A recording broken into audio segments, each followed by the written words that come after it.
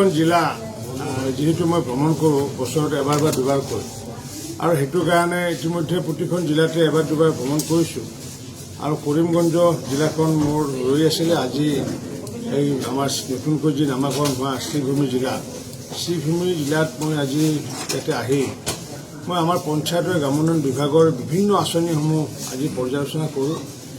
আৰু পৰ্যালোচনা কৰাৰ পিছত আমি বিশেষকৈ দেখোঁ যে আমাৰ প্ৰধানমন্ত্ৰী আৱাস যোজনাৰ ক্ষেত্ৰত আমাৰ প্ৰায় ইতিমধ্যে 37,415টা ঘৰ ইতিমধ্যে এই শ্ৰীভূমি জিলাত আমি আবণ্টন কৰিছোঁ।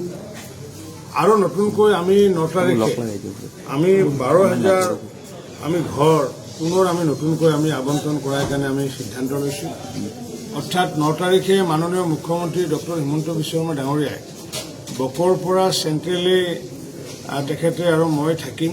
তাত চেণ্ট্ৰেলি চেৰিমনিয়েল ডিষ্ট্ৰিবিউশ্যন হ'বগৈ। আৰু প্ৰতিটো সমষ্টিতে এখন সভা হ'বগৈ। আৰু সেই সভাত সমষ্টি ৱাইজ যিমানবোৰ নতুন মানুহে ঘৰ পাবগৈ, তেওঁলোকৰ প্ৰথম কিস্তিৰ ধনটো সেইদিনাখনে আমি অনলাইন যোগে তেওঁলোকৰ একাউণ্টত আমি সোমোৱাৰ ব্যৱস্থা কৰিছোঁ।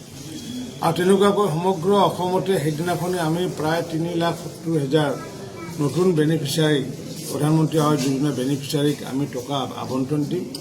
আৰু সেই ভিতৰত আমাৰ 12,000 আমাৰ শ্ৰীভূমিৰ মানুহে লাভ কৰিব। অৰ্থাৎ পূৰ্বৰ যি আমাৰ 37,000 আৰু যদি 12,000 যদি আমি যোগ কৰোঁ, তেতিয়াহ'লে আমাৰ প্ৰায় এই অঞ্চলত আমাৰ প্ৰায় 39,000 মানুহে ঘৰ প্ৰধানমন্ত্ৰী আৱাস যোজনাৰ ঘৰ পাব। ইয়াৰ পিছতো যদি শ্ৰীভূমি অঞ্চলত যদি কোনোবা গৃহহীন মানুহ যদি আছে, নিশ্চিত ওপৰত তেওঁলোককো আমি ঘৰ দিয়াৰ কাৰণে অংগীকাৰ।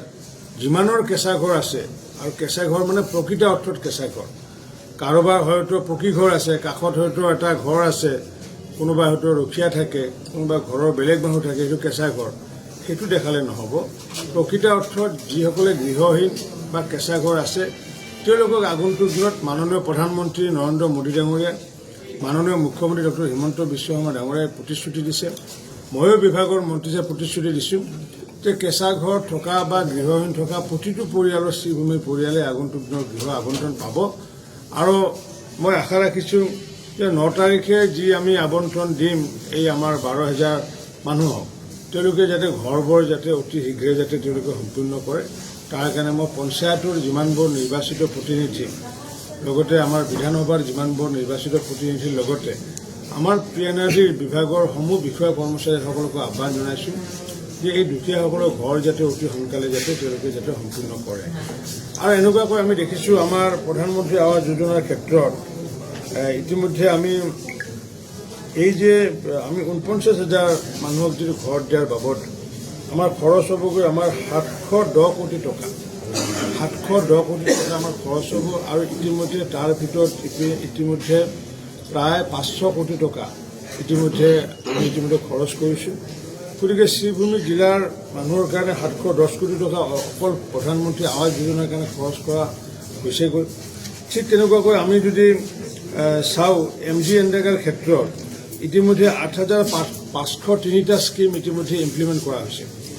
আৰু এই 8,503টা স্কিম আমাৰ 2021 চনৰ পৰা এতিয়ালৈ আমাৰ মুখ্যমন্ত্ৰী ডক্টৰ হিমন্ত বিশ্ব শৰ্মা ডাঙৰীয়াৰ নেতৃত্বত চৰকাৰখনৰ কথা মই কৈছোঁ।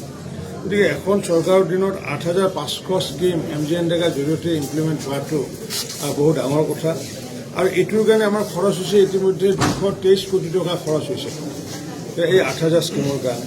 ঠিক তেনেকুৱাকৈ 15 ফাইনেন্সৰ কাৰণে 15 ফাইনেন্সৰ আমাৰ যি জিলা পৰিষদে হওক বা AP লেভেলতে হওক বা GP লেভেলত যি আমি কাম কৰিছোঁ, আৰু সেই কামৰ ভিতৰত ইতিমধ্যে 8,800 স্কিম ইতিমধ্যে ইমপ্লিমেণ্ট কৰা হৈছে। আৰু হয়তো অনগোয়িং চলি আছে। আৰু এইটোৰ কাৰণে ইতিমধ্যে 246 কোটি টকা 244 কৰোৰ টকা ইতিমধ্যে আমি খৰচ কৰিছোঁ। আৰু এইবোৰ যদি হিচাপ কৰি চাওঁ, PMY হওক বা আমাৰ 15 ফাইনেন্স হওক বা আমাৰ MGNREGA হওক, এইবোৰ হিচাপ কৰি চালে আমি দেখিছোঁ প্ৰায় 1300 কোটি টকাৰ কাম আমি শ্ৰীভূমি জিলাত আমাৰ পঞ্চায়তৰ গ্ৰামোন্নয়ন বিভাগৰ পৰা আমি কৰিছোঁ। ইয়াৰ উপৰিও আমি আগন্তুক দিনত ইতিমধ্যে 2টা সমষ্টিত আমি প্ৰায় 10,000 কোটি টকা দি আমি মহিলাসকলক আত্মনিৰ্ভৰ কৰাৰ কাৰণে প্ৰচেষ্টা চলাইছোঁ। 10,000 টকা প্ৰথম, তাৰপিছত 25,000, তাৰপিছত 50,000 টকা, সৰ্বমুঠ 85,000 টকা দি আমি যাতে মহিলাসকলক যাতে আত্মনিৰ্ভৰ কৰিব পাৰোঁ। কাৰণ যেতিয়ালৈ কৰিমগঞ্জ বা আমাৰ নতুন শ্ৰীভূমি জিলাখনৰ মহিলা আত্মনিৰ্ভৰ যেতিয়া নহ'বগৈ, তেতিয়া শ্ৰীভূমি জিলাখন আমাৰ আত্মনিৰ্ভৰ হ'ব নোৱাৰিব। আৰু শ্ৰীভূমি জিলা যদি আত্মনিৰ্ভৰ নহয়, তেতিয়াহ'লে অসমখন আত্মনিৰ্ভৰ নহ'ব। অসমখন আত্মনিৰ্ভৰ নহ'লে ভাৰতবৰ্ষ আমি আত্মনিৰ্ভৰ কৰিব নোৱাৰিম। সেইকাৰণে আমি এই শ্ৰীভূমি জিলাৰ 54,500 মহিলাক লাখপতি বাইদেউ বনোৱাৰ কাৰণে আমি প্ৰচেষ্টা চলাইছোঁ। লাখপতি বাইদেউ মানে প্ৰতি মাহত 8,000 টকাকৈ ইনকাম কৰিব তেওঁলোকে। আৰু এনেকুৱাকৈ যদি তেওঁলোকে প্ৰত্যেক মাহত যদি 8,000 টকা, বছৰত যদি 1 লাখ টকা ইনকাম কৰে, তেতিয়াহ'লে আমি দেখিছোঁ প্ৰায় 5,000 কোটি টকা আমাৰ শ্ৰীভূমিৰ মহিলাসকলে ইনকাম কৰিব পাৰিব।